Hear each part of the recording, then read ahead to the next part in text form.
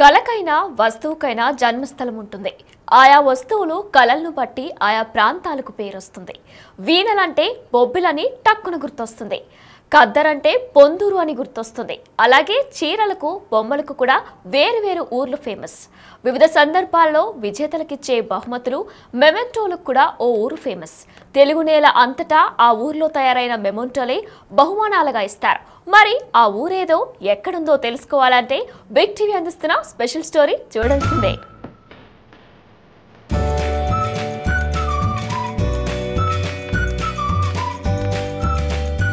ఫంక్షన్ల సందర్భంగా ప్రత్యేక రోజుల్లో మనం ఆత్మీయులకు, మన స్నేహితులకు జీవితాంతం గుర్తుండటానికి ఏదో ఒక గిఫ్ట్ ఇస్తుంటాం. ఈ రోజుల్లో అయితే ఎవరి స్థాయికి తగ్గట్లు వారు తమ గుర్తుగా అనేక బహుమతులు తమకు నచ్చిన వారికి ఇస్తుంటారు. బొకే నుంచి బంగారం వరకు బహుమతుల రూపంలో ఇస్తుంటాం. కానీ సామాన్యుల నుండి సంపన్నుల వరకు ఎక్కువగా మెమెంటోలను బహుమతులుగా ఇవ్వటం ఈ మధ్య కాలంలో మనం చూస్తున్నాం. పూర్వకాలంలో ఇత్తడితో తయారు చేసే మెమెంటోలు గిఫ్ట్ గా ఇస్తుండేవారు. వాటి స్థానంలో ఇప్పుడు చెక్కతో తయారు చేసే మెమెంటోలు విరివిగా లభిస్తున్నాయి. అనేక ప్రభుత్వ, ప్రైవేట్ కార్యాలయాల్లో జరిగే కార్యక్రమాలతో పాటు శుభకార్యాల్లో మెమెంటోలను గిఫ్ట్ గా ఇస్తుంటారు. ఇంతటి ప్రాధాన్యత ఉన్న మెమెంటోలు జీవం పోసుకున్నది శ్రీకాకుళం జిల్లా పొందూరులో అనేది చాలా మందికి తెలియదు. 1980 సమయంలోని రాజాచార్యులు అనే కళాకారుడు వీటిని మొదటగా తయారు చేయడం మొదలుపెట్టాడు.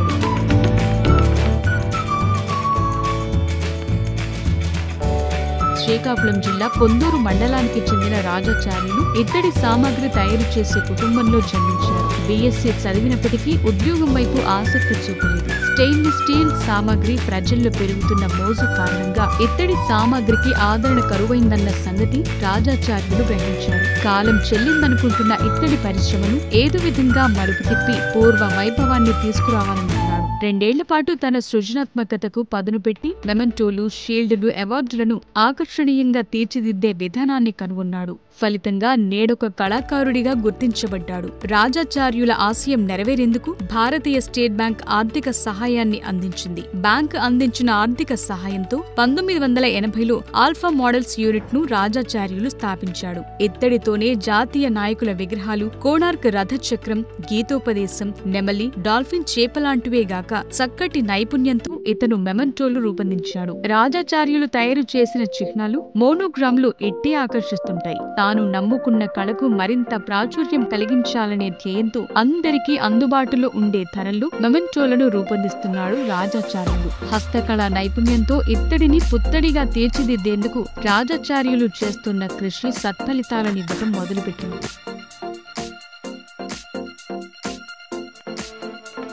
ఇత్తడిని పోతపోసి కళాఖండాలను తయారు చేసే విధానంలోనే గాక ఇత్తడి రేకుతో కూడా అందమైన కళాకృతులను రూపొందించి మెమెంటోల పరిశ్రమకు ప్రాణం పోసేందుకు కృషి చేస్తున్నాడు రాజాచార్యులు. మహిళలతో పాటు కొంతమంది యువకులకు కూడా ఈ పరిశ్రమలో శిక్షణ ఇస్తూ వారికి జీవనోపాధి చూపిస్తున్నాడు. గోదావరి, కృష్ణ పుష్కరాల సందర్భంగా రూపొందించిన గోదావరి మాత, కృష్ణవేణమ్మ స్మరణికలు రాజాచార్యుల నైపుణ్యానికి గీటురాళ్లుగా నిలిచాయి. ఉత్తరాంధ్రలోని చాలా కాన్వెంట్లకు బెల్ట్ బ్యాడ్జీలను, టైపిండులను రాజాచార్యులే సరఫరా చేస్తుంటాడు.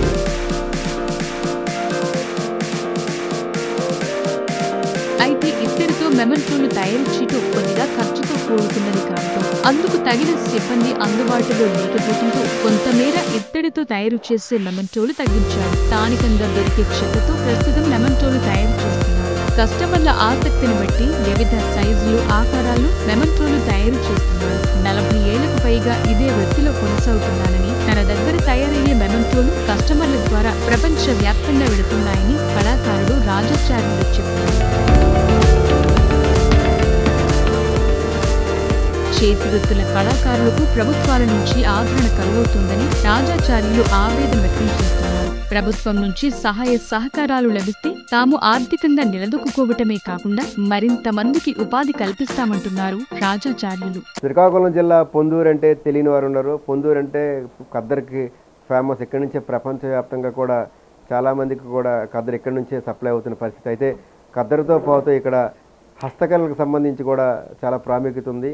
పొందూరు స్థానిక నివాసి అయిన జిఏ రాజాచార్యులు ఇంచుమించుగా 85 సంవత్సరం నుంచి కూడా ఏదైతే మన గిఫ్ట్ మెటీరియల్కి సంబంధించి ఎవరికైనా గిఫ్ట్లు ఇవ్వాలంటే మనం చాలామంది కూడా మెమెంటోలు ఇవ్వడం అనేది, లేకపోతే ఫ్లవర్ బొకేలు ఇవ్వడం అనేది ఒక పరిపాటి. కానీ మెమెంటోలు బొకేలు అనేవి కూడా పొందూరులో ఖద్దరు ఎంత ఫేమస్, ఇక్కడ ఇదే పొందూరు స్థానికంగా ఉన్న జిఆర్ రాజాచార్యులు తయారు చేస్తున్న మెమెంటోలు కూడా ప్రసిద్ధి. ఇక్కడి నుంచి ప్రపంచవ్యాప్తంగా కూడా ఈయన తయారు చేస్తున్న మెమెంటోలే ప్రపంచవ్యాప్తంగా కూడా సప్లై అవుతుంటాయి. ప్రస్తుతం మనతో పాటు రాజాచార్యులు ఉన్నారు. అసలు ఈ మెమెంటోల తయారీ అనేది అసలు ఈయనకి ఆలోచన ఎలా వచ్చింది, ఇప్పటి నుంచి ఈయన తయారు చేస్తున్నారు అనే దానికి సంబంధించి కూడా ఆయన మాట్లాడి తెలుసుకున్నాం. సార్, ఈ మెమెంటోలు మన పొందూరు అంటే ఖద్దరు అంటారు, కానీ పొందూరు అంటే ఈ వుడ్తో కానీ లేకపోతే ఈ రాగి ఇత్తడితో తయారు చేసే మెమెంటోలు కూడా ఫేమస్ అని చాలామంది తెలియదు. అసలు ఇది మీరు ఎంతకాలం నుంచి చేస్తున్నారు, ఇందులో ఈ తయారు చేస్తున్నారు? నేను 1984లో బీఎస్సీ కంప్లీట్ చేశానండి. 85 మార్చి 5 నుండి ఈ ఐటమ్స్ తయారు చేస్తూ ఉన్నాను. ఎందుకంటే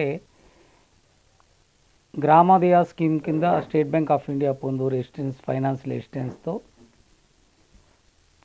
17,500తో స్టార్ట్ చేశానండి. మా ఫోర్ ఫాదర్స్ అందరూ కూడా brass and bell metal utensils చేసేవారు. మా తాతయ్య గారు అయితే పూరి జగన్నాథ్ టెంపుల్కి బ్రాంజ్ మిర్రర్ సప్లై చేసేవారు. తర్వాత మా ఫాదర్స్ అందరూ కూడా యూటెన్సిల్స్ సప్లై చేస్తూ ఇటు ఆంధ్రాకి ఒరిస్సాకి సప్లై చేసేవారు. నేను లేచిన తర్వాత బీఎస్సీ అయిన తర్వాత ఏదో ఒక కొత్తదనాన్ని తీసుకొచ్చి పెడదాం అనే ఉద్దేశంతో ఈ మెమెంటోస్ అనేది స్టార్ట్ చేశానండి. ఈ కళాభిమానులు అందరూ కూడా మంచి ఇన్స్పిరేషన్ నాకు ఇచ్చారు. అప్పట్లో బీఎస్సీ చదువుతున్న రోజుల్లో గవర్నమెంట్ ఆర్ట్స్ కాలేజీలో మార్గ మధ్యంలో ఎన్వైకే ఉండేది. అప్పుడు ఎం నాగేశ్వరరావు గారిని కోఆర్డినేటర్ అక్కడ ఉండేవారు. అక్కడికి వెళ్ళి బుక్స్ చదువుకుండేవాడిను. వాళ్ళు డిస్కషన్లో ఏమైందంటే ఫంక్షన్ ఉంది, కప్స్ సీల్డ్ బొకేస్ తీసుకురావాలి అనే మాటలు వినేవాడిని చదువుకుంటూ. అప్పుడు నేనేమనుకున్నానంటే కొత్తదనాన్ని క్రియేట్ చేయాలి అని చెప్పేసి బీఎస్సీ అయిన వెంబడే ఒక ఐటెం తీసుకెళ్ళి ఇవ్వడం జరిగింది. అది కలెక్టర్ గారికి ప్రేరణ చేశారు. వాళ్ళెంతో ఇంప్రెస్ అయ్యి అక్కడి నుండి వచ్చే కలెక్టర్స్ అందరూ కూడా నా ఐటమ్స్ చూసి చాలా ముచ్చట పడేవారు. ఎవరి చేతికి ఇచ్చేవారు కాదు, స్టేజ్ మీద అలా చూసుకుంటుంటే ఇంటికి తీసుకుపోయేవారు. ఇంకా వాళ్ళ ఎంకరేజ్మెంటు, ఈ యూత్ క్లబ్ ఎన్వైకే వాళ్ళ ఎంకరేజ్మెంటు అది అలా ఉంటుండగా ఆంధ్ర ఇన్స్టిట్యూట్ కవర్ వచ్చింది. అప్పుడు రమణ గారు విసి గారు ఉండేవారు, 87 అనుకుంటాను. ఆయన పిలిపించి యూనివర్సిటీకి మెమెంటోలు సప్లై చేయని చెప్తే యూనివర్సిటీకి ఎప్పుడైతే సప్లై చేశానో, అలాగే గీతం మూర్తి గారు అప్పుడు విబిసి ఇండస్ట్రీస్ ఆయన మెయింటైన్ చేసేవారు. ఆయన స్పోర్ట్స్ ఎంకరేజ్మెంట్గా ఈ థమ్సప్, లిమ్కా అలాంటి మెమెంటోస్ అన్నీ కూడా ఆయనే స్టూడెంట్స్ ఎంకరేజ్మెంట్గా ఇచ్చేవారు. అవన్నీ నా కంపెనీ నుండే వెళ్ళేవి. తర్వాత చాలా ఆర్గనైజేషన్స్కి చాలా విషయాల్లో నాకు కళాభిమానులు అందరూ కూడా కోఆర్డినేట్ అయ్యి ఆర్డర్లు వచ్చేవి. 1985 ముందు నాకు తెలిసి అయితే సినీ ఫీల్డ్ అవార్డులు తప్ప ఈ జనరల్గా ఈ ఫంక్షన్స్కి మెమెంటోస్ అయితే ఉండేవి కాదని నేను అనుకుంటున్నాను. ఏమైనా ఉంటే మీ దృష్టిలో ఉంటే నాకు కామెంట్ చెప్పండి, సంతోషిస్తాను. దీనికి ఆవిర్భావం నాదే అనుకున్నాను. అయితే ఈరోజు ఫంక్షన్ అనేది ఎక్కడ సెలబ్రేట్ చేసుకున్నా కూడా మెమెంటో లేని ఫంక్షన్ అంటే జరగటం లేదు. ఎంతోమంది బతుకుతున్నారు. ఓ చిన్న మొక్క నా వంతు కృషిగా చేసి మెమెంటో అనేది నాటాను.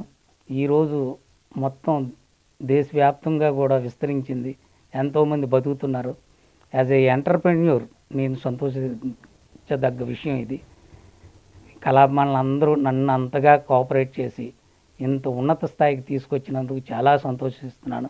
కొన్ని ఫౌండేషన్స్ అయితే ఈ ఉగాది పురస్కారాలు, ఇంటర్నేషనల్ ఉమెన్స్ డే పురస్కారాలు, సిద్వి ఫౌండేషన్ విశాఖపట్నం వారు ఉన్నారు. వాళ్ళ ద్వారా ఆల్ ఓవర్ వరల్డ్ ఈ మెమెంటోలు నేను తయారు చేసినవి అవార్డుల రూపంలో వెళ్తూనే ఉంటుంటాయి. సార్, ఇప్పుడు మీరు ఇవి వేటేటర్ తయారు చేస్తుంటారు జనరల్గా, మీరు వుడ్తో పాటు బ్రాంజ్ ఇంకేదో అంటున్నారు కదా. మొదట నేను స్టార్ట్ చేయడం బ్రాస్తో స్టార్ట్ చేశానండి. తర్వాత తమ్ముళ్ళు ఎంకరేజ్ చేసేవారు. వాళ్ళు ఉద్యోగ రీత్యా స్థిరపడిన తర్వాత నా పిల్లలు కూడా ఈ ఫీల్డ్కి రాలేదు. వాళ్ళు సాఫ్ట్వేర్ ఫీల్డ్ కాటికి వెళ్ళిపోయారు. వాడు ఒక ఎంటర్ప్రెన్యూర్గా సాఫ్ట్వేర్ కంపెనీ పెట్టుకొని సెటిల్ అయ్యాడు. మరి ఎటు చూసినా నేను, నాకు తోడుగా మా మిస్సెస్ ఇద్దరం కలిసి ఒక ఇద్దరు ముగ్గురు పిల్లలతో అది అలా కంటిన్యూ చేస్తున్నాను ఆపకుండా, కళాభిమానుల కోరిక మేరకు. ఎన్నేళ్ళు అయింది సార్ ఇప్పుడు? 85 అంటే ఇంచుమించుగా ఎన్ని సంవత్సరాలు అవుతుంది? అది 35, అది 15, 40 ఇయర్స్ అండి. 40 ఇయర్స్ నుండి ఇది కంటిన్యూ చేస్తున్నాను. ఈ కలప ఎక్కడెక్కడ తెస్తారు ఈ మెటీరియల్ అంటే ఎక్కడ? లోకల్ అండి, అన్నీ లోకలే. లోకల్ నుండి వచ్చేస్తుంటాను. బ్రాస్ షీట్స్ మాత్రం సమ్ రాజమండ్రి, యూపీ నుండి కూడా బ్రాస్ షీట్స్ తెచ్చుకొని యూటిలైజ్ చేసేవాళ్ళం. ఇప్పుడు అది మానేసి ఈ ఫాయిల్స్ అన్ని ఢిల్లీ నుండి తీసుకొస్తున్నాను, అది చేస్తున్నాను. సార్ ఇప్పుడు ఈ ఎంతమంది మీ దగ్గర ఉపాధి పొందుతున్నారు? ఇంకా ఇది మీకు ఇందులో ఎలా ఉంది, పరిస్థితి ఎలా ఉంది? పరిస్థితి అంటే ఈ బ్యాంక్ వాళ్ళు ఫైనాన్స్ ఇచ్చిన తర్వాత చక్కగా ఉందండి. నాకు ఓడి అకౌంట్ 10 lakhs ఉంది. స్టేట్ బ్యాంక్ ఆఫ్ ఇండియా పొందూరే నాకు ఎంకరేజ్ చేసి ఈ స్థాయికి తీసుకొచ్చారు. I'm happy to. ఎటువంటి తయారు చేస్తుంటారు సార్ మీరు? చాలా రకాలు ఉన్నాయి కదా. ఏదైనా తయారు చేస్తానండి. మీ పాస్పోర్ట్ సైజ్ ఫోటో ఇస్తే ప్రాణం పోయలేను, కానీ బ్రాస్ ఐటమ్ తయారు చేసేవాడిను. ఇప్పుడైతే చేయట్లేదు. ఎస్టెన్స్ ఉండాలండి, తమ్ముళ్ళు ఎస్టెన్స్ ఉండేది చేసేవాళ్ళం. ఇప్పుడు తమ్ముళ్ళందరూ ఉద్యోగ రీత్యా సెటిల్ అయిపోయారు కాబట్టి నేను ఒక్కడిని చేయలేను. అక్కడ ఇప్పుడు ప్రతిరోజు ఇంచుమించుగా ఎన్ని తయారు చేస్తుంటారు మీరు? ఇంచుమించుగా ఎన్ని వెళ్తుంటారు సార్? రోజుకి అని కాదండి, నెలకి 2-3 లక్షలు మెమెంటో సప్లై అవుతుంటాయి. జనరల్గా మీకు పొలిటికల్ లీడర్లు వస్తుంటారు, లేకపోతే స్పోర్ట్స్ మిగతా రంగాలు ఎవరైనా వస్తుంటారు? పొలిటికల్ ఆల్ ఆర్గనైజేషన్స్ అండి, ఆల్ ఆర్గనైజేషన్స్ చేస్తూనే ఉంటుంటారు. చంద్రబాబు నాయుడు గారి హయాంలో కూడా మీకు అవార్డు ఏదో వచ్చింటుంది ఏంటి? చంద్రబాబు నాయుడు గారి టైంలో కూడా నాకు పరిచయం ఉంది. కొన్ని ఎగ్జిబిషన్స్కి పార్టిసిపేట్ చేసేవాడిని. ఆ సార్ బాగా ఎంకరేజ్ చేసి ఆ తమ్మినేని సీతారాం గారు వాళ్ళ ఫాదర్ ఫంక్షన్ టైంలో ఆయన ఆనర్ చేశారండి నాకు. అలాగే చెన్నజేఆర్ స్వామి గారికి వారు కూడా కలిశాం. తర్వాత అప్పుడు స్పేస్ మినిస్టర్ గారు అశోక్ గారు అందరూ చేశారు. ఎండి అప్పారావు గారు, ఆయన ఎంకరేజ్మెంట్ గొప్పగా ఉండేది నాకు. ఆయన డాల్ఫిన్ ఎండి, ఈనాడు ఎండిగా ఉండేటప్పుడు చాలా ఐటమ్స్ నా చేత చేయించారు. చాలా ఐటమ్స్ కూడా నేను అక్కడ ఉన్నాయి ఆయన తయారు చేసినవి. ఇప్పటికి ఇంకా ఎవరైనా చెప్తుంటారు సార్ మీకు? పెద్ద పెద్ద వస్తుంటాయండి, ఆర్డర్స్ వస్తుంటాయి. నాకు పాసిబిలిటీ ఉన్నంత వరకు టేకప్ చేస్తుంటాను. ప్రభుత్వ సహకారం ఏమైనా ఉందా, లేకపోతే మీకు ప్రస్తుతానికి బాగానే ఉంది సార్?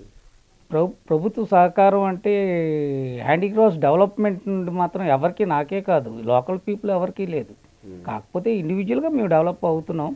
బ్యాంక్ ఫైనాన్స్లు ఇస్తున్నారు, ఆ విధంగా వేస్తున్నాం. కానీ హ్యాండీక్రాఫ్ట్స్ డెవలప్మెంట్ కార్పొరేషన్ నుండి అయితే మాత్రం నథింగ్. అసలు గుర్తింపు కార్డే ఇవ్వరండి వాళ్ళు. అది ఎందుకంటే జస్ట్ పేరుకి అంతే.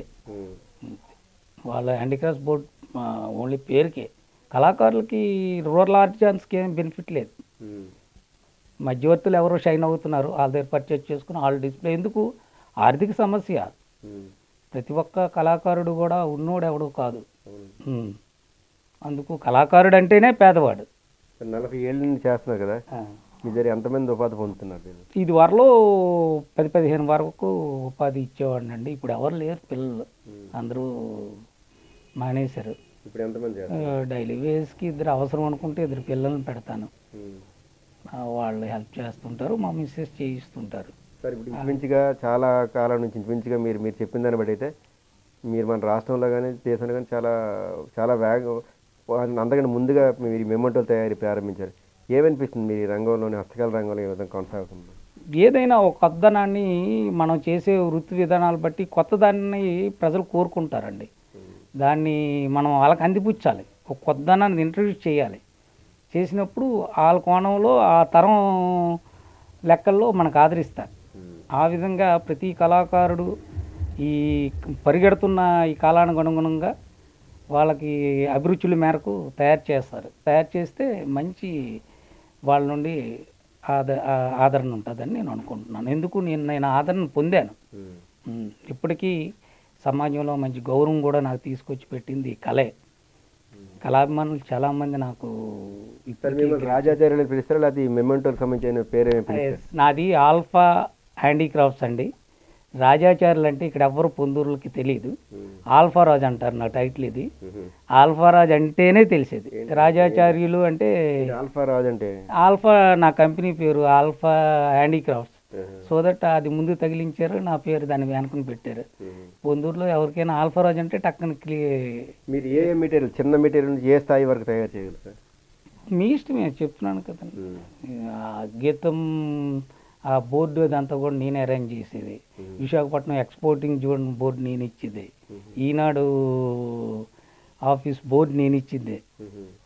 చాలా చాలా మేజర్ ప్రాజెక్టులు చేసామండి. మీరు భవిష్యత్తులో ఏంటి సార్, మీరు ఇంకేమైనా టార్గెట్ పెట్టుకున్నారు మీ రంగం మీద? మీకు మీరు తయారు చేసి మీరు బయటకు తీసుకొచ్చిన రంగం కదా? అవునండి, నేను బాగా విస్తరింపు చేశాను చెప్తున్నాను కదండి. నాకు ఆనందకరమైన విషయం ఏంటంటే నేను నాటిన మొక్క మహావృక్షమై ఈరోజు అంతా దేశవ్యాప్తంగా విస్తరించింది. మిగతా ఇవి ఇంటర్నేషనల్గా కూడా మెమంటోస్ వెళ్తున్నాయి. నా కళాభిమానులు ఏమంటారంటే మీరు ఊపిరి విడిచిపెట్టినంత వరకు కళను వదలొద్దండి అంటారు. అలాగే దానికి తగ్గట్టు నా వయసుకు తగ్గట్టుగా ప్రమోట్ హెవీ వర్క్స్ అయితే చేయను. దాంట్లో వాళ్ళు ఇష్టపడేవి మోటివేట్ చేసి కొత్తదనం అందిస్తూనే ఉంటుంటాను. కొత్తదనాన్ని అందించాలి కదా. ఇప్పుడు ఉన్న ఏటేటి ఇప్పుడు మంచి ఇల్లు కట్టుకుంటున్నాడు ఒక ఆయన, చాలా డబ్బులు ఖర్చు పెట్టి. దానికి ఇంటీరియర్ అవసరం. ఆయన కోరిన మేరకు గేట్ ఒకటి మంచిది, ఒక డిఫెన్స్ వాళ్ళు వచ్చారు, నాకు గేట్ చేయాలంటే నేను అది చేయనండి అన్నాను. అయితే ఎలాగండి నాకు గేట్ చేసుకోవాలని ఉంది అని అంటే ఐడియా ఇస్తాను చేసుకోండి అని అన్నాను. ఐడియా ఇస్తే ఇంకా సగంలోనే అర్థమైపోయిందండి, నేను చేయించుకుంటాను అన్నాడు. అది మొత్తం హస్తకళ రంగం అనేది చాలా అద్భుతమైన రంగం. ఎందుకంటే ఎవరి మట్టుగా వాళ్ళు బతికే రంగం ఇది. ప్రభుత్వం కూడా వీటిని ఎంకరేజ్ చేస్తే మాలాగా చాలామందికి రకరకాల నైపుణ్యం కలవాలంతా కూడా స్వతంత్రంగా బతికే మంచి అవకాశం ఉంటుందని కూడా రాజాచార్యుడు అయితే స్పష్టం చేస్తున్నారు. అయితే ఇది 40 ఏళ్ళుగా నేను ప్రారంభించాను. నా దగ్గర నేర్చుకుని చాలామంది కూడా ఇదే రంగం మీద బతుకుతున్నారు. చాలా ఆనందం అనిపిస్తుంది. అయితే హస్తకళా రంగానికి సంబంధించి ప్రభుత్వాల నుంచి అయితే ఎటువంటి సపోర్ట్ లేదు. నిజంగా ప్రభుత్వాలు సపోర్ట్ చేస్తే మాత్రం ఈ రంగం మీద బతికే వాళ్ళు చాలామంది ఉంటారు. ఎందుకంటే అందరికీ ఉపాధి అవకాశాలు కల్పించాలని ప్రభుత్వాలు చేయలేవు. ఇలాంటి హస్తకళా రంగాలకి, చేనేత, ఇలాంటి చేతి వృత్తిలో కుటీర పరిశ్రమలకు కానీ ప్రభుత్వం కానీ చేయదంచితే ఖచ్చితంగా కూడా ప్రభుత్వం మీద ఆధారపడకుండా స్వతంత్రంగా వాళ్ళు బతుకుతూ 10 మందికి ఉపాధి కల్పించే దిశగా కూడా ప్రభుత్వం ప్రోత్సహిస్తున్నట్టు ఉంటుంది కూడా రాజాచార్యులు స్పష్టం చేస్తున్నారు. ఖచ్చితంగా నేను 40 ఏళ్ళుగా ఇంచుమించుగా దేశంలోనూ మొట్టమొదటిసారి ఈ మెమోంటోల గిఫ్ట్ రూపంలో మెమోంటోల తయారీ అనేది కూడా నేను బయటికి ప్రజలకు తీసుకురావడం చాలా ఆనందంగా అనిపిస్తుంది అనుకుంటా అని కూడా రాజాచార్యులు అయితే స్పష్టం చేస్తున్నారు. Video journalist Nagarajatharam, Big TV news, Srikakulam.